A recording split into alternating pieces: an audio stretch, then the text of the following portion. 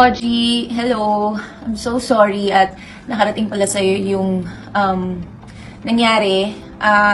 Hindi ko kasi mapigilan yung team ko na mag-post sila, maglabas sila ng sama ng loob nila kasi syempre nagpagod kami, naghirap kami na gawin yung mga shoot, pagandahin ako for almost a year of preparation, tapos yun lang yung nangyari. So, paglabas ko kahapon sa event, hindi ko na natapos yung program. I was so frustrated and so down and lost.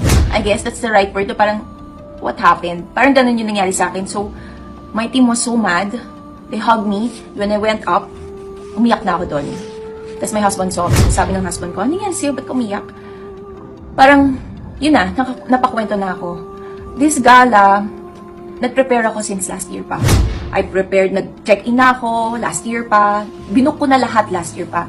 We even had meetings for